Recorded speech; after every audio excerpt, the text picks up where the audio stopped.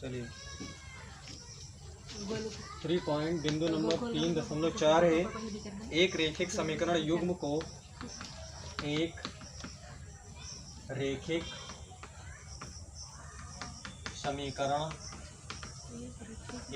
समीकरण युग्म को हल करने की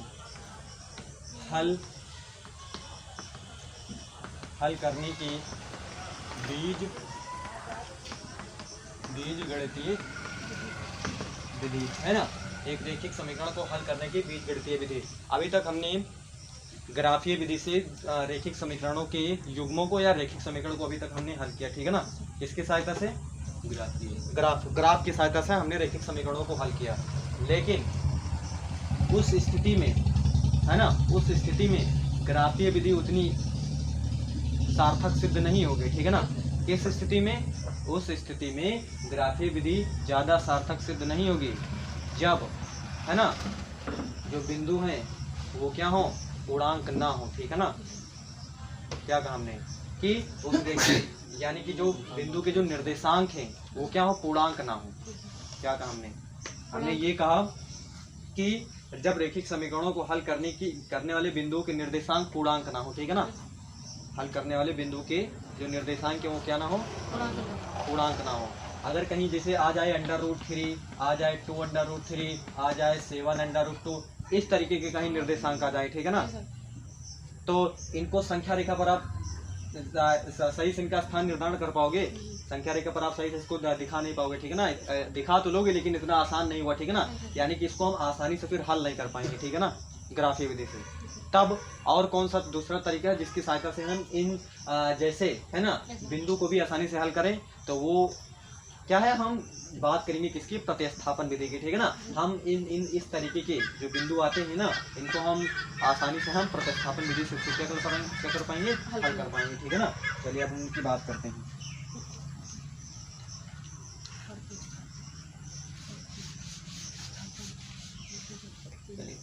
विधि का नाम क्या है? प्रतिस्थापन, यानी कि 3.4.1 है ना। चलिए प्रतिस्थापन विधि।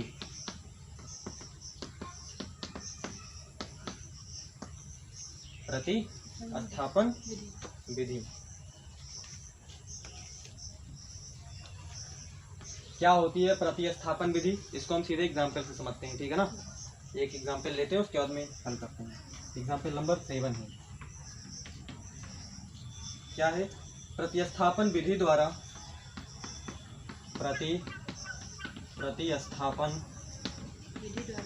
प्रतिस्थापन विधि द्वारा निम्न रैखिक समीकरण युग्म को हल कीजिए।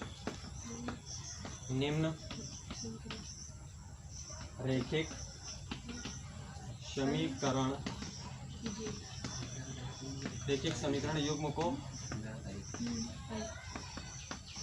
समीकरण युग्म को हल कीजिए, ठीक है ना।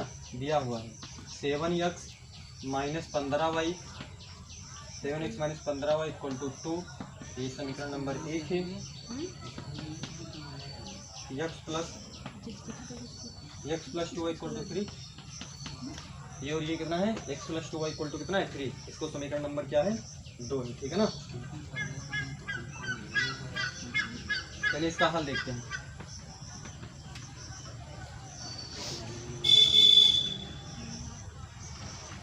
चलिए तो इसमें चरण क्या होगा, ठीक है ना। चरण से समझते हैं, ठीक है ना, कि हम प्रतिस्थापन विधि कहते किसे हैं और किस तरीके से हम उसको अप्लाई करेंगे, ठीक है ना। चरणबद्ध तरीके से क्या करेंगे? हम इन दोनों समीकरणों में से, क्योंकि दो चर हैं तो दो समीकरण होने अनिवार्य हैं, ठीक है ना, अन्यथा आप समीकरण हल नहीं कर पाओगे, ठीक है ना। यानी कि अगर एक ही समीकरण दिया है तो आप उसको x और y के मान एग्जैक्ट पता नहीं कर पाओगे, ठीक है ना। तो अगर दो चर हैं, दो वेरिएबल्स हैं, ठीक है ना, तो दो समीकरण होने अनिवार्य है, ठीक है ना। दो समीकरण होने चाहिए, ठीक है ना। एक समीकरण से काम नहीं चलेगा अगर दो है, ठीक है ना। क्योंकि एक समीकरण है, जैसे हमने लिखा 2x + 5 = 0, या इसमें केवल एक चर है, ठीक है ना, तो इसको तो हल किया जा सकता है, ठीक है ना। यहाँ पर x का मान निकाला जा सकता है, लेकिन यहाँ पर यह 2x + 7y = 6 लिखा है। अब इसको अकेले नहीं हल किया जा सकता, ठीक है ना। अगर दो यहाँ पर x और y दो चर हैं तो दो समीकरण होने चाहिए, कम से कम दो समीकरण होने चाहिए, ठीक है ना। चलिए तो इसको हम अब क्या करते हैं? पहला चरण क्या है? चरण नंबर 1 क्या करेंगे? पहले चरण में हम किसी एक समीकरण को लेंगे। इसमें दोनों कोई बाउंडेशन नहीं, किसी भी समीकरण को हम इसमें ले सकते हैं, ठीक है ना? क्या समझे? किसी भी समीकरण को हम लेंगे इसमें सबसे पहले, ठीक है ना? और किसी एक चर को दूसरे के पदों में व्यक्त करेंगे। क्या समझे? किसी एक चर को दूसरे के पदों में हम क्या करेंगे? व्यक्त करेंगे, ठीक है ना? क्या समझे? दोनों में से किसी एक समीकरण को लेना है, तुमको जो अच्छा लगे इसमें, जिसको तुमको हल करने में आसानी हो, जिसको दूसरे समीकरण में प्रतिस्थापित करने में आसानी हो, उस समीकरण को आप लीजिए, है ना? उसके बाद क्या करिए? उससे आप एक चर को दूसरे के पदों में व्यक्त करना है, ठीक है ना? अर्थात एक चर का मान आपको ज्ञात करना है, ठीक है ना? यहाँ पर x बराबर निकालना है, x बराबर निकाल लेना है या y बराबर निकाल लेना है, तो एक चर का मान निकाल लेना है आपको इसमें से, दोनों समीकरणों में से एक समीकरण लेकर के, ठीक है ना? अभी तक हमने क्या कहा? हमने ये कहा आपको दो समीकरण दिए जाएंगे, दोनों समीकरणों में से किसी एक समीकरण को आपको उठाना है किसी एक समीकरण को सुविधा के अनुसार, आपको जो यानी कि जिससे आपको आसानी हो, जिसमें x और y निकालना आपको आसान हो, ठीक है ना? कि x बराबर फला आसानी से निकाला है, y बराबर फला आसानी से निकाला है, ठीक है ना? जिससे समीकरण हो, ठीक है ना? उसके बाद में क्या करेंगे? उस x और y को जो दूसरा समीकरण है उसमें हम x का मान उठा करके जो हम निकालेंगे इसमें उठा करके हम उसमें क्या कर देंगे? रख देंगे। क्या समझे? क्या हमने आसान हो मान, जिससे आपको यानी कि दो समीकरण दिए जाएंगे, उसमें हम किसी एक समीकरण को उठाएंगे। सबसे पहले किसी एक समीकरण को हम लेंगे, कहने का मतलब उसमें से किसी एक समीकरण को कोई भी समीकरण ले सकते हैं, ठीक है ना? जो आपको जिससे आपको हल करना आसान हो। जैसे हम यहाँ पर x + 2y = 3 है, तो यहाँ से हमको x निकालना आसान, क्योंकि x बराबर 3 - 2y हो जाएगा, ठीक है ना? तो x हमने निकाल लिया। अब जिस समीकरण को हमने लिया है इसको छोड़ेंगे, अब इस x का मान जहाँ से निकालें उसको इस समीकरण में रख देंगे, यानी कि इसको हम निकालेंगे तो x का मान निकालेंगे, तो जो बचेगा उस वाले समीकरण में हम इसको का उठा करके ये x का मान रख देंगे, यहाँ पर x का मान रख देंगे उठा करके, ठीक है ना? फिर तो यहाँ पर x का मान रख देंगे, तो यहाँ पर x का मान रख देंगे, तो ये कहाँ पर? यहाँ पर ये भी y हो जाएगा, यहाँ पर y आ जाएगा ना, यहाँ पर भी y हो जाएगी, तो एक y का मान हम फट से यहाँ से क्या कर लेंगे? निकाल लेंगे, ठीक है ना? और जब y का मान निकाल आएगा तो किसी भी समीकरण में हम रख करके x का मान निकाल, y का पता है इसमें भी y रख देंगे, यहाँ इसमें y रख देंगे, तब भी निकाल आएगा, दोनों में से निकाल आएगा, ठीक है ना? आसानी से निकाल आएगा, ठीक है ना? तो पहला चरण अपनाते हैं, ठीक है ना? पहला चरण क्या है? हम किसी एक समीकरण को लेते हैं। चलिए हम पहले में हिंदी लिखे देते हैं, बुक में थ्योरी दी हुई है, थ्योरी लिखे देते हैं एक उदाहरण में, ठीक है ना? बाकी हम सारे केवल हम सवाल लगाएंगे, ठीक है ना? पहला उदाहरण है, सिर्फ थ्योरी लिखे देते हैं।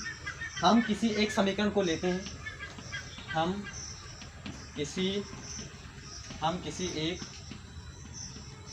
समीकरण को, है ना? क्या बताया हमने? कोई बाउंडेशन नहीं है, आप किसी भी एक समीकरण को ले सकते हो, किसके अनुसार? सुविधा के अनुसार, तुमको जो लगाना आसान हो, जहाँ पर या आसानी से आप x या y को जो भी दूसरे के पदों में आप व्यक्त कर सकते हो, ठीक है ना? समीकरण को लेते हैं और किसी एक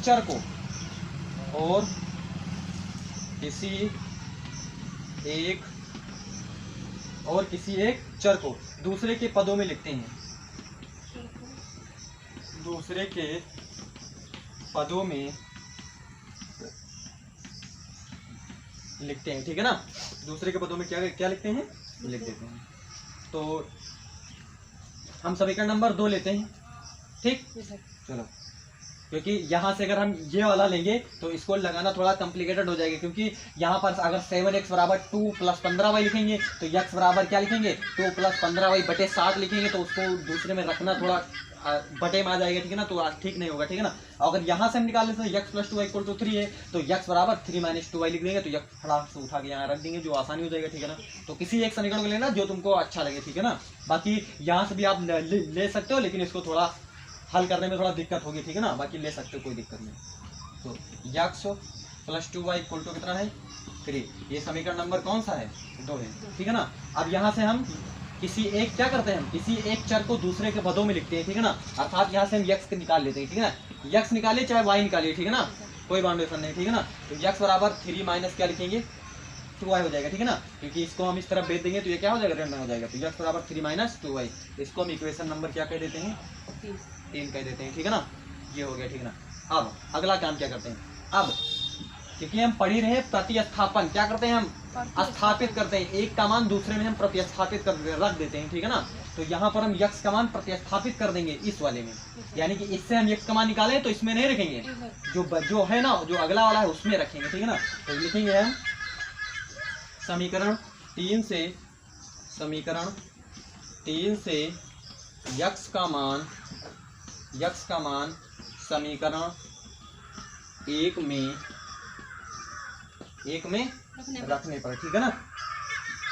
तो ये चरण नंबर क्या हो जाएगा, 2 हो जाएगी, चरण नंबर 2। पहले हम थ्योरी लिखे देते हैं, बाकी सारे सवाल में हम लगाएंगे, ठीक है ना। यह समीकरण 3 से x का मान समीकरण 1 में रखने पर। चलो ठीक है, चलो आगे देखते हैं।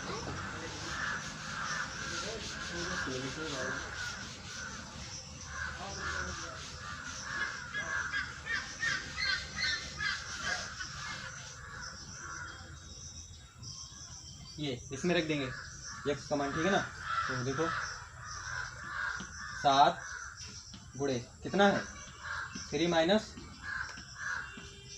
x के स्थान पर हम केवल रख देंगे यही x का मान, ठीक है ना। इसमें तो x माइनस कितना है, और 3 minus 2y minus 15y equal to कितना हो जाएगा 2 हो जाएगा, ठीक है ना। तो इसको अंदर गुणा करा देते हैं, तो ये कितना हो जाएगा 21, और ये कितना हो जाएगा 7 दूनी 14y हो जाएगा, ठीक है ना। माइनस 15y इक्वल टू कितना हो जाएगा 2 हो जाएगा, ठीक है ना। तो यहाँ पर देखिए 21 और 14, ये माइनस माइनस, क्योंकि माइनस माइनस क्या होता है जुड़ता है, लेकिन चिन्ह माइनस का लगता है, ठीक है ना। तो 5 4 कितना हो जाएगा 9, अर्थात कितना हो जाएगा माइनस का 29y बराबर कितना हो जाएगा 2 हो जाएगा, ठीक है ना। बराबर कितना हो जाएगा 2 हो जाएगा। तो यहाँ पर कितना हो जाएगा 21, और इसको हम इस तरफ ले आते हैं, ठीक है ना। 21 माइनस क्या लिख देंगे, ये 2 बराबर, और इसको हम इस तरफ दे देंगे, ठीक है ना। क्योंकि हम 29y हो जाएगा, ठीक है ना। तो ये चीज़ हमने कर दिया। आगे देखते हैं,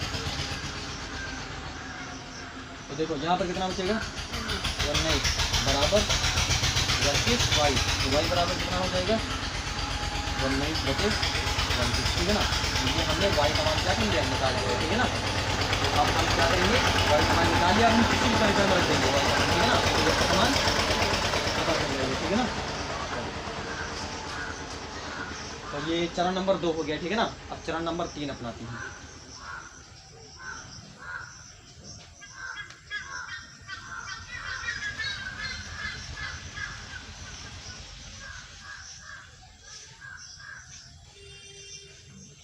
अगला है चरण नंबर 3।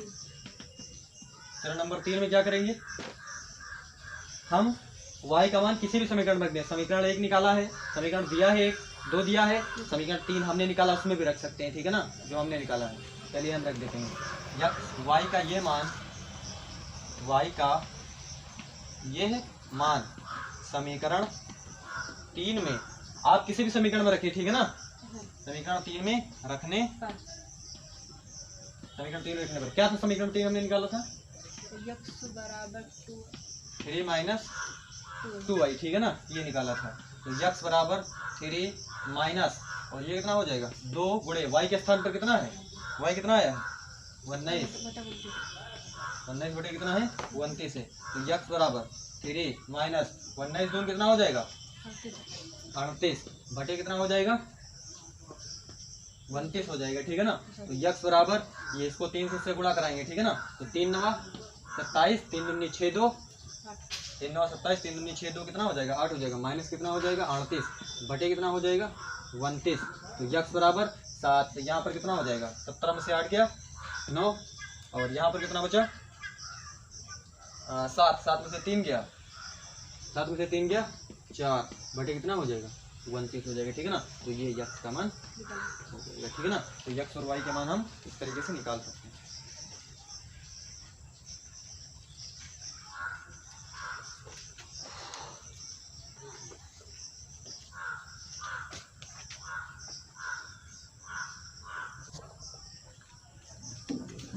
एक्सरसाइज 3.3, बाकी जो उदाहरण है वो मैं पिछले एक्सरसाइज के सारे सवाल, ठीक है ना, उसी को ग्राफ में हम वहाँ पर हल किए थे, यहाँ पर उसी को हम किस तरीके से बता दिया है, प्रतिस्थापन विधि से बताया गया, ठीक है ना। तो हम सीधे एक्सरसाइज पे आते हैं, सारी बात हुई, ठीक है ना। एक्सरसाइज 3.3 सवाल नंबर 1 है, क्या है, निम्न रैखिक समीकरण युग्म को प्रतिस्थापन विधि से हल कीजिए। निम्न रैखिक समीकरण युग्म को प्रतिस्थापन विधि से हल कीजिए।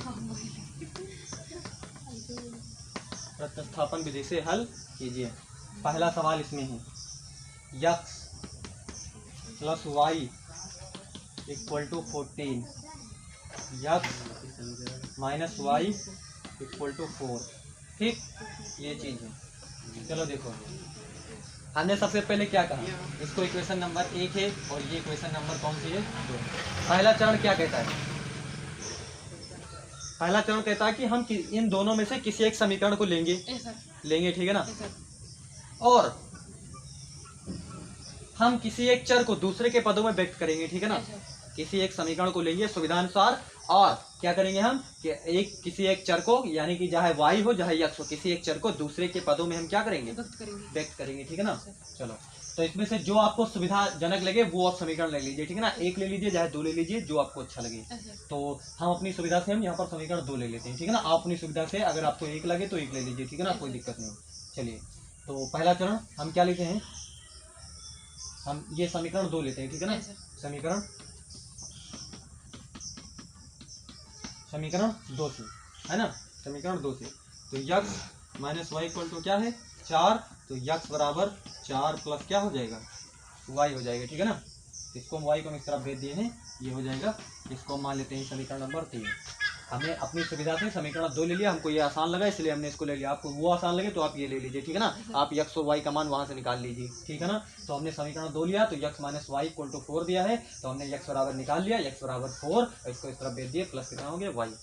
अब चरण नंबर 2 ये है कि जो भी आप यक्स या वाई का जो मान निकाले हो उसको प्रतिस्थापित कर दीजिए। जो जिस समीकरण से आप कोई मान नहीं निकाले यक्स और वाई का, कुछ भी नहीं, जो बचा है उसमें रखना है। तो आप इससे तो निकाले हो, बाकी इस वाले समीकरण में आपको उसका मान क्या कर देना है, जो निकाले वो रख देना है। तो क्या लिखेंगे, यक्स का लिखेंगे समीकरण 3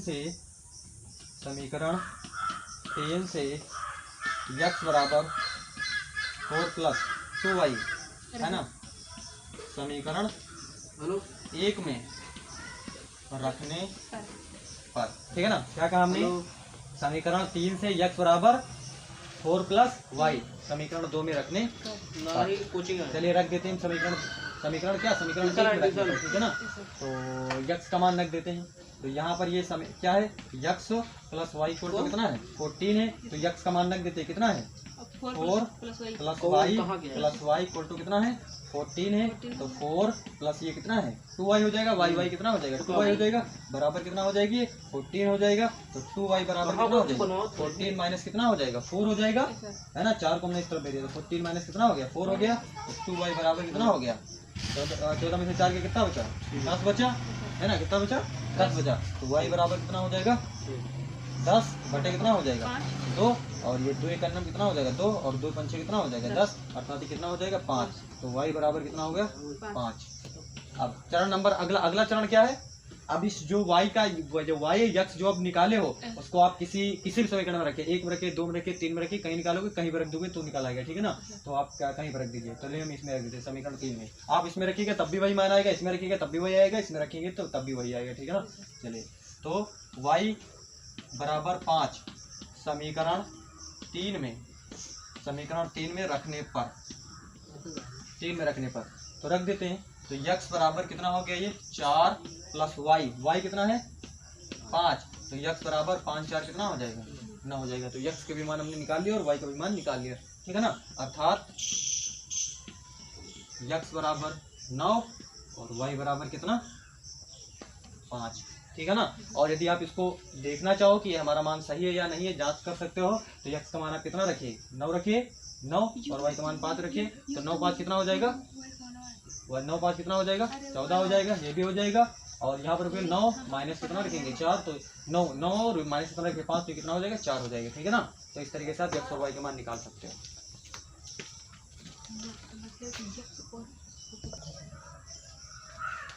चलिए, क्वेश्चन नंबर है 2।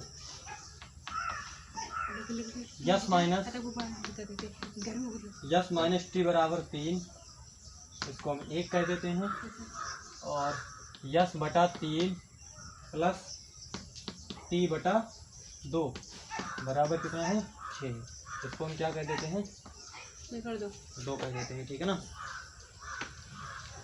अब देखो, ये बटे में है, ठीक है ना, सर यानी कि ये अंश भिन्न में दिया हुआ है, तो इसको हम सबसे पहले भिन्न से हटाते हैं, ठीक है ना, भिन्न इसको पहले हटा लेते हैं। तो समीकरण 2 लेते हैं, समीकरण 2 में, समीकरण 2 में यस बटा 3 प्लस टी बटा 2 है ना, टी बटा 2 इक्वल टू कितना है 6, ठीक है ना। अच्छा तो इसको इससे गुणा करा देते हैं, 2s 2s, इसको इससे 3t बटे कितना हो जाएगा 6 है ना, बराबर कितना हो जाएगा 6 हो जाएगा, ठीक है ना। तो ये कितना हो जाएगा 2s प्लस कितना हो जाएगा 3t बराबर ये 6 छंग 36 गुणा हो जाएगा, ठीक है ना, समझ गए ना। इसको इससे गुणा करा दिए, इसको इससे गुणा करा दिए और इसको इससे गुणा करा दिए, ठीक है ना। ये 3 मिनट कितना हो गया 6 हो गया, बाकी इसको हमने इससे गुणा करा दिया, कितना हो गया 36, 2s plus 3t equal to कितना हो गया 36 हो गया, ठीक है ना, समझ गए ना। ये चीज तो अब ये और ये समीकरण और ये समीकरण देखते हैं, ठीक है ना। इसको हम क्या कर देते हैं 3 मान लेते हैं, ठीक है ना। और यहाँ पर यस समीकरण 3 मान लेते हैं, चलिए ये हमने लिख दिया। अब इस समीकरण से आपको देखना है ना। तो देखो क्या करेंगे आप, इससे या यस या टी का मान निकालिए या इससे यस या टी का मान निकालिए, जिससे आपको असुविधा लगी तो आप किसको प्रेफर करोगे, ये वाला, ठीक है ना, क्योंकि यस बराबर 3 प्लस टी लिख दोगे आसानी से। यहाँ से निकालोगे तो फिर बटे में कहीं जाएगा तो फिर निकालने में थोड़ा दिक्कत होगी, आएगा तो मान उतना ही, लेकिन बस ये आसान हो जाएगा, ठीक है ना। चलिए तो लिखेंगे क्या समीकरण, सरल कर रहे हैं इसका सरलता रूप का समीकरण 1 से, समीकरण 1 से क्या है यस माइनस टी बराबर कितना है 3 है, ठीक है ना। तो यस बराबर 3 प्लस कितना हो गया टी हो गया, ठीक है ना। इसको हम इक्वेशन नंबर 4 कर देते हैं, ठीक है ना। तो अब क्या कहेंगे, अब इस समीकरण 4 से है ना, समीकरण 4 से यक्स का मान और यस का मान, समीकरण 4 से यस का मान, समीकरण किसी भी समीकरण में आप रख दीजिए, इसमें इससे हमने निकाला है तो हमने इसमें रख देंगे, ठीक है ना। समीकरण 3 में रखने पर, समीकरण 3 में रखने पर, ठीक है ना। चलो समीकरण 3 में रख देते हैं। तो ये 2 गुणे यस कितना है 2 गुणे 3 प्लस कितना 3 प्लस कितना है ये 2 गुणे 3 प्लस कितना लिख देंगे हम टी लिख देंगे, ठीक है ना। और प्लस कितना है 3t equal to 36।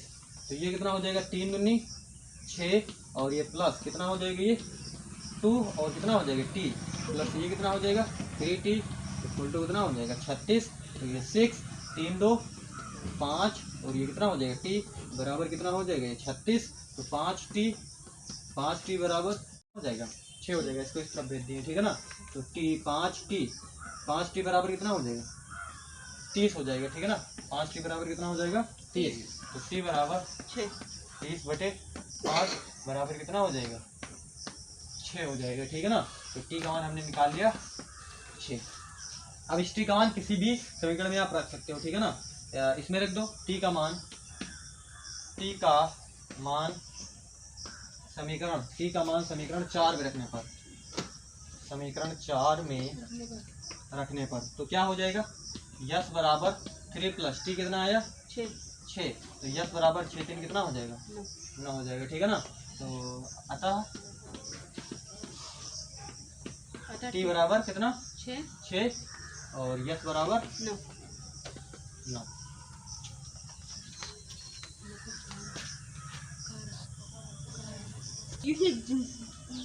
Low zero नहीं भैया, जीरो नहीं है,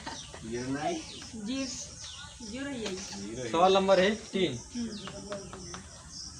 सवाल number 3 3x minus y equal to कितना है 3 है ना। इसको 3 कह देते हैं, तो इसको समीकरण नंबर 1 कह देते हैं। और ये है 9x minus 3y equal to कितना है 9 है। इसको इक्वेशन नंबर क्या कर देते हैं 2 कर देते हैं, ठीक है ना। आप किसी एक समीकरण को इसमें से लीजिए, ठीक है ना। पहला लेते हैं समीकरण 1 से, ठीक है ना। 3x minus y equal to 3, हम y निकाल देते हैं, ठीक है ना। तो 3x minus 3 equal to y, y को हमने इस तरफ भेज दिया और 3 को हमने इस तरफ ले आया, ठीक है ना। तो 3x माइनस 3 इक्वल टू कितना हो गया y, तो y बराबर 3x माइनस कितना हो गया 3। इसका इक्वेशन नंबर क्या कर देते हैं 3 कर देते हैं, ठीक है ना। तो अब क्या करते हैं समीकरण 3 से y का मान y का मान समीकरण 2 में रखने पर, समीकरण 2 में रखने पर, समीकरण 2 में रखने पर। चलिए देखिए ये कितना है 9x माइनस 3 गुणे y 3x माइनस 3 बराबर कितना है 9। तो ये कितना है 9x माइनस ये कितना हो जाएगा 9x हो जाएगा, और ये प्लस कितना हो जाएगा 3 तिया 9। ये माइनस और माइनस क्या है ये प्लस हो जाएगा गुणा होकर के, ठीक है ना। 3 तिया 9 बराबर कितना हो जाएगा 9। तो ये भी 9x ये भी 9x दोनों कैंसिल हो जाएगा, ठीक है ना। अर्थात 9 बराबर कितना हो गया 9 हो गया। अब तो यहाँ तो मैं कहीं x और y का मान निकला नहीं निकला, तो क्या हो गया, ठीक है ना, 0। क्या होगा जीरो। हम पीछे पढ़े हैं, हमने पीछे क्या पढ़ा है, हमने पीछे पढ़ा है कि यदि a1 बटे a2 does not equal to b1 बटा b2 हो तब इसका तो अद्वितीय हल निकलेगा, एक हल होगा, ठीक है ना। यदि a1 बटा a2 इक्वल टू b1 बटा b2 इक्वल टू c1 बटा c2 है तो इसके अपरिमित रूप से अनेक हल होंगे, ठीक है ना। अर्थात इसके अपरिमित रूप से यानी कि इस तरीके का यदि कोई रैखिक समीकरण युग्म है तो इसके अपरिमित रूप से अनेक हल है, ठीक है ना। और यदि a1 बटा a2 इक्वल टू b1 बटा b2 but does not equal to c1 बटा c2 है तो इसका कोई हल नहीं होगा, ठीक है ना। तो देखो ये किसको फॉलो करता है 3 बटा 9 a1 बटा a2 3 बटा 9, ये माइनस का 1 बटा ये कितना है माइनस का 3 है, ठीक है ना। ये b1 बटा b2 है ना, माइनस का 1 बटा कितना है माइनस का 3। और यहाँ पर देखिए और ये कितना है 3 बटा 9 है, 3 बटा कितना है 9 है, ठीक है ना। ये कितना 3 का नाम 3 तिया 1 बटा 3 माइनस माइनस कैंसिल 1 बटा 3 का नाम 3 तिया 9 1 बटा 3 अर्थात 1 बटा 3 बराबर 1 बटा 3 बराबर 1 बटा 3 a1/a2 equal to b1/b2 equal to c1/c2। तो कहने का मतलब यहाँ पर ये जो दिया गया रैखिक समीकरण युग्म है इसके अपरिमित रूप से अनेक हल है, इसका कोई अद्वितीय हल नहीं। अर्थात x और y का मान कोई स्पेसिफिक मान नहीं है कि x का मान 4 है तो y का मान 10 है, इसका कोई स्पेसिफिक मान नहीं है, ठीक है ना। यदि x का मान आप 0 रखोगे, x का मान यदि आप क्या रख दोगे 0 रखोगे तो y का मान माइनस का 3 आ जाएगा। x का मान 0 रखोगे तो y का मान माइनस का 3 आ जाएगा। x का मान 2 रखोगे, x का मान कितना रखोगे, x का मान यदि आप 1 रखोगे, ठीक है ना, तो यहाँ पर कितना हो जाएगा x का मान 1 रखोगे तो कितना हो जाएगा y का मान माइनस का 0 हो जाएगा। हाँ तो वो y का मान कितना हो जाएगा, यदि x का मान आप 1 रखोगे तो y का मान कितना हो जाएगा 0 हो जाएगा, ठीक है ना। y का मान कितना हो जाएगा 0, देख सकते हो ये कि 3 गुणे कितना है x का मान 1 3 गुणे 1 माइनस y इक्वल टू कितना है 3 है, तो यहाँ पर माइनस का y इक्वल टू 3 माइनस कितना हो जाएगा 3 हो जाएगा, ठीक है ना। तो माइनस y इक्वल टू कितना हो जाएगा 0, तो y इक्वल टू कितना हो जाएगा y का मान तो 0 ही होगा, ठीक है ना। तो बात समझ में आई, ठीक है ना।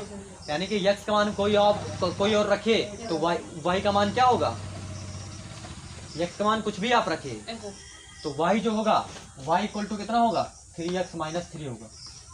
3x बराबर कितना होगा, क्या समझे, x का मान आप कुछ भी रखिए यहाँ तो y का मान निकल आएगा, ठीक है ना। x का मान 1 रखिएगा तो निकल जाएगा, y का 1 कुछ और रखोगे तो निकल आएगा, क्योंकि x का मान x के प्रत्येक मान के लिए y बराबर 3x माइनस 3 है कि नहीं, क्या समझे, क्या कह रहे हैं हम कह रहे हैं ये कि x के प्रत्येक मान के लिए x का कोई भी मान 1 2 3 4 50 60 70 80 कुछ भी x के प्रत्येक मान के लिए y बराबर 3x माइनस 3 होगा, कि x के प्रत्येक मान के लिए y बराबर 3x माइनस 3 होगा। क्यों क्या कह रहे हैं हम, क्या क्योंकि y का मान होगा, ठीक है ना। क्योंकि x का मान 1 रखोगे तो यहाँ पर 0 आ जाएगा, ठीक है ना। 2 रखोगे तो कुछ और आ जाएगा, 3 रखोगे तो ये वही तो होगा। इसलिए तुम कहते हैं कि x के प्रत्येक मान के लिए y बराबर 3x माइनस 3 है, है, क्योंकि y का मान कुछ निकलेगा। जैसा निकलेगा। एक रखेंगे तो कुछ निकलेगा, दो रखेंगे तो कुछ निकलेगा, तीन रखेंगे तो कुछ निकलेगा, ठीक है ना। तो इसीलिए तो हम कहते हैं कि x के प्रत्येक मान के लिए y बराबर 3x - 3 होगा, ठीक है ना। कहने का मतलब इसके अपरिमित रूप से एक रखेंगे तो कुछ, y का मान कुछ, दो रखेंगे तो y का मान कुछ, तीन रखेंगे तो y का मान कुछ, तीन रखेंगे तो y, चार रखेंगे तो y का मान कुछ, तो कुछ भी हो सकता है, ठीक है ना। x के प्रत्येक मान के लिए y बराबर 3x - 3 होगा, ठीक है ना। तो कहने का मतलब दिए गए समीकरण युग्म का कोई अद्वितीय हल नहीं है, ठीक है ना। तो ज्यादा लिखने की जरूरत इसमें नहीं है, बस इतना इतना इतना सा लिख देते हैं। दिए गए समीकरण युग्म का कोई अद्वितीय हल नहीं है। दिए गए समीकरण युग्म का कोई अद्वितीय हल नहीं है, ठीक ना। कहने का मतलब इसके अपरिमित रूप से अनेक हल है। x के प्रत्येक मान के लिए y बराबर 3x - 3 है, ऐसे भी लिख सकते हो, या इसके अपरिमित रूप से अनेक हल होंगे, ठीक है ना। बस या तो इतना भी लिख दोगे तब भी कोई, बस इतना हो जाएगा, ठीक है ना।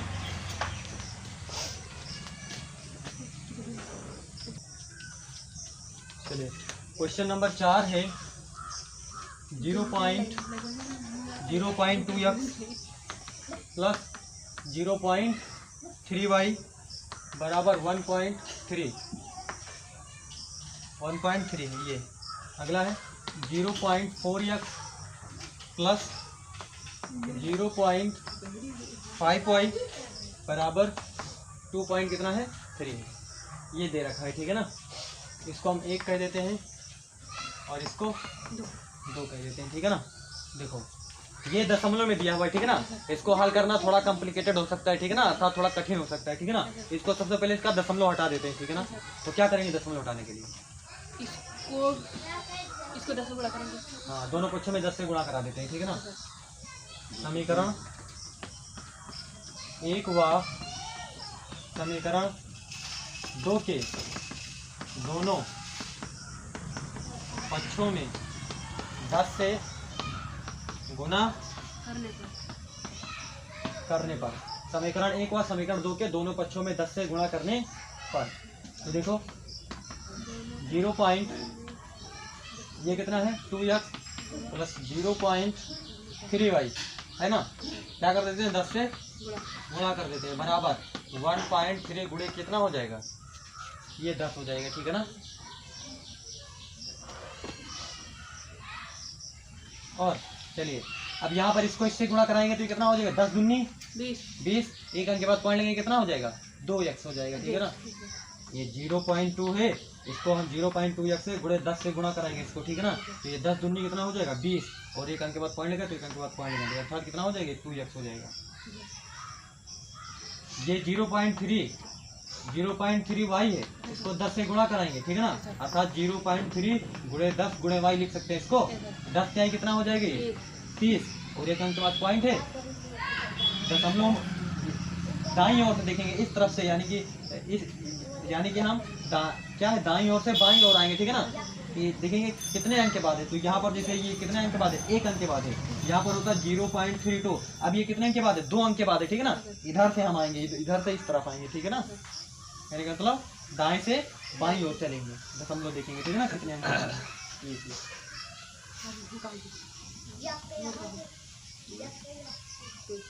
चलिए तो यहाँ पर ये कितना हो जाएगा 2x प्लस कितना हो जाएगी 3y बराबर ये कितना हो जाएगा 13 दाम में 130, और एक अंक के बाद पॉइंट कितना हो जाएगा 13 हो जाएगा, ठीक है ना। ये चीज होगा, इसको इक्वेशन नंबर क्या कह देते हैं 3 कह देते हैं, ठीक है ना। और अगला समीकरण क्या था 0.4x प्लस 0.5y, इसको भी 10 से गुणा करा देते हैं, गुणे 10 बराबर 2.3 गुणे ये कितना हो जाएगा 10, ये कितना हो जाएगा 4x plus 5y equal to ये कितना हो जाएगा 23। इसको इक्वेशन नंबर 4 कह देते हैं, ठीक है ना, इक्वेशन नंबर 4। अब हम समीकरण 3 की बात करेंगे, समीकरण 4 की बात करेंगे, इसको कुछ समय के लिए भूल जाते हैं, ठीक है ना। अब हम इसकी बात करते हैं। अब इसमें से आप किसी एक समीकरण का मान निकाल सकते हो, ठीक है ना। किसी भी समीकरण से आप x या y का मान आप निकाल दो, ठीक है ना। चलिए इसमें से हम समीकरण 3 प्रेफर करते हैं, ठीक है ना। समीकरण 3 लेते हैं, समीकरण आप कोई भी समीकरण ले सकते हो, ठीक है ना। समीकरण 3 से समीकरण 3 से ये 2x प्लस 3y बराबर कितना है 13। 2x बराबर 13 माइनस 3y 13 माइनस कितना हो जाएगा 3y 3y हो जाएगा, ठीक है ना। तो x बराबर 13 माइनस 3y 3y बटे 2 2 हो जाएगा, ठीक है ना। तो x का मान, इसको हम समीकरण नंबर 4 है, इसको 5 कह देते हैं, ठीक है ना। समीकरण हम अपनी सुविधा के अनुसार मान सकते हैं, ठीक है ना। नहीं सोचो कि ये भी नियम है समीकरण 5 यही होगा, अलग कहीं होगा नहीं, ठीक है ना। ये हम किसी कहीं पर भी हम 4 5 10 12 14 अपनी सुविधा के लिए मान लेते हैं, ठीक है ना। नहीं सोचो कि ये नियम होता है कि 4 5 यही होगा, अगर अलग कहीं 5 लिख दिया तो गलत हो गया, तो गलत नहीं होता, ठीक है ना। कहीं पर भी आप लिख सकते हो। चलो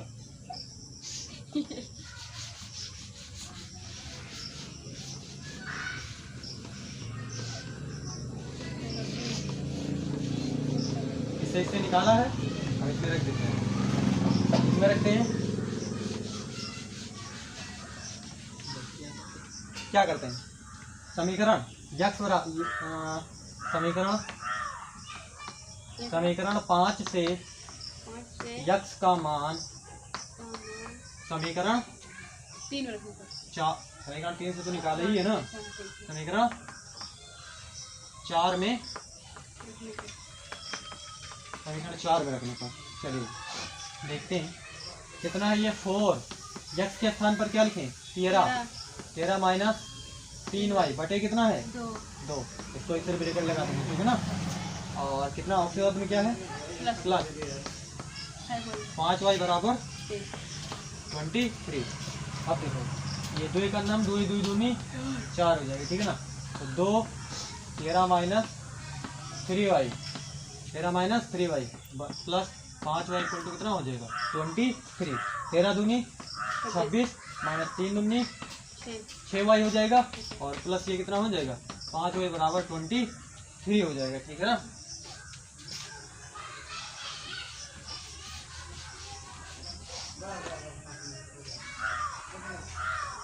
चलो ये कितना है 26, 6y ये माइनस 6y है प्लस 5y तो घट जाएगा, कितना बचेगा माइनस का y बचेगा, ठीक है ना।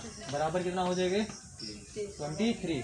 तो यहाँ पर देखिए 26 माइनस 23 बराबर क्या लिख सकते हैं y लिख सकते हैं, क्योंकि y हमें प्लस लेना है, इसको हमने इस पर भेज दिया और इस 23 को हमने इस तरफ ले आया, ठीक है ना। कितना बचा यहाँ 3, तो y बराबर कितना आ गया 3 आ गया, ठीक है ना।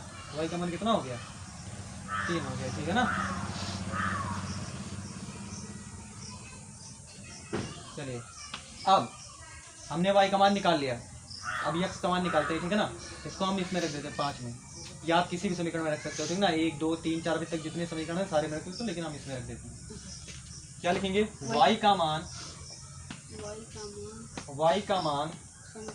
समीकरण 5 में रखने पर रख देते x बराबर 13 माइनस 3 गुणे कितना है y 3 बटे कितना है 2। x बराबर 13 माइनस 3 3 9 बटे कितना हो जाएगा 2। कितना हो जाएगा ये 9 4 13 हो जाएगा, ठीक है ना। 10 3 13 13 से 9 गया 9 13 से 9 गया 9 4 13, ठीक है ना। बटा कितना हो गया 2 का नाम 2 2 नहीं 4 हो जाएगा, ठीक है ना। चलिए तो यक्स का मान कितना हो गया 2 हो गया, ठीक है ना। अतः यक्स बराबर 2 तो y बराबर 3। ये x और y के मान है, ठीक है ना।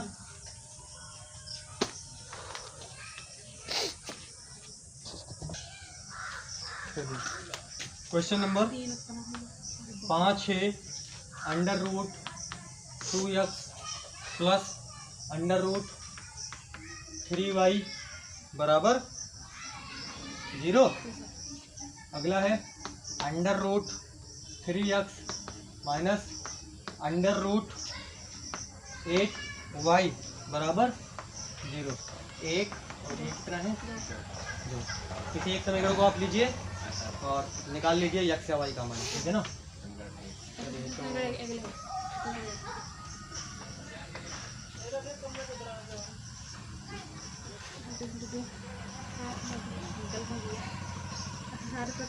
चलिए हम समीकरण क्या लेते हैं ए को समीकरण 1 ले लेते हैं। चलिए समीकरण एक से समीकरण 1 से under root 2x plus under root 3y equal to कितना हो जाएगा?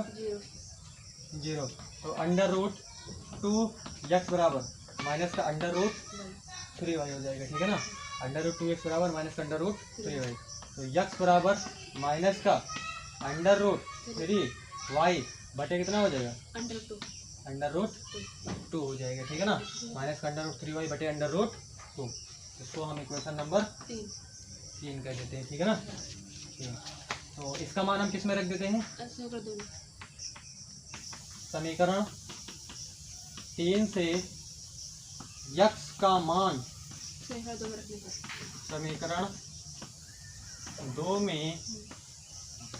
समीकरण 2 में रखने पर रख देते हैं। अंडर रूट 3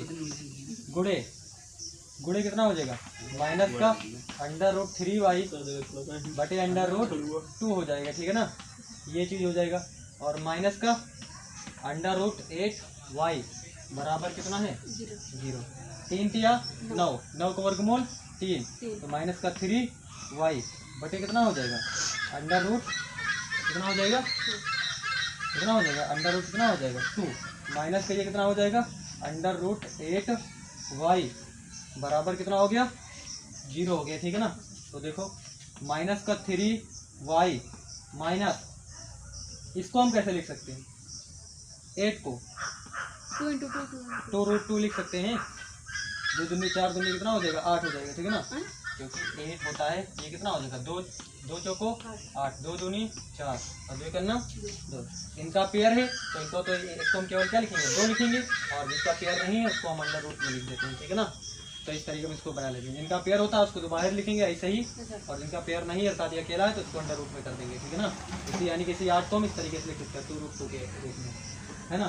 तो ये कितना हो गया? माइनस का 3y माइनस की कितना हो जाएगा? माइनस का 3y बटे ये कितना है? बटे अंडर रूट 2। माइनस का इसी 8 को हम कर सकते हैं माइनस का 2 रूट 2। और ये y इक्वल टू कितना हो गया? 0। तो माइनस का 3y इसको इससे गुणा कराते हैं तो ये कितना हो जाएगा? 2 दूनी 4। यहाँ पर ये 2 दूनी 4, 4 का वर्गमूल कितना हो जाएगा? 2। यानी कि अंडर रूट 2 गुणे अंडर रूट 2 कितना हो जाएगा? 2 अंडर रूट 2 गुणे अंडर रूट 2। 2 दूनी कितना होता है? 4 अंडर रूट 4 और अंडर रूट 4 का वर्गमूल कितना होता है? 2 होता है, ठीक है ना। तो ये 2 हो जाएगा। माइनस का 2 गुणे, कहने का मतलब ये 2 बार है, यानी कि ये हो जाएगा अंडर रूट 2 का स्क्वायर। ये 2 बार है ना, अंडर रूट 2 गुणे अंडर रूट 2। जैसे हम लिखते हैं यक्स गुणे यक्स, तो ये क्या हो जाता है? यक्स स्क्वायर हो जाता है, ठीक है ना। उसी तरीके से अंडर रूट 2 गुणे अंडर रूट 2 तो अंडर रूट 2 का होल स्क्वायर, ठीक है ना। तो इसके स्क्वायर से इसका अंडर रूट कैंसिल हो जाता है, ठीक है ना। तो और ये देखिए यहाँ पर ये 2, ये कितना हो जाएगा? ये भी 2 हो जाएगा, ठीक है ना। ये 2 है और ये अंडर रूट 2 गुणे अंडर रूट 2 कितना हो जाएगा? 2 हो जाएगा। और ये y इक्वल टू कितना हो गया? 0 हो गया, ठीक है ना। समझ में, ठीक है ना। और बाकी इसके पूरे के नीचे अंडर रूट 2 आएगा, पूरे के नीचे आएगा अंडर रूट 2 इसके नीचे, यानी कि इसको इससे गुणा करा दिए तो इसके पूरे के नीचे तो अंडर रूट 2 आएगा।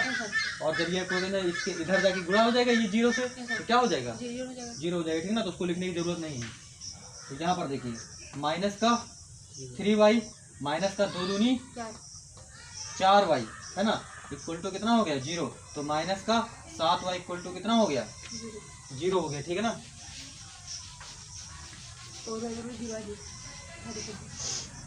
चलिए तो यहाँ पर क्या निकला? माइनस का 7y इक्वल टू 0।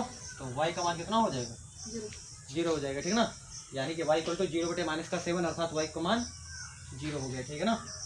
तो ये y का मान हमने निकाल लिया। अब y का मान हम किसी भी समीकरण में आप रख दो, है ना। y का मान किसी समीकरण में रख दो,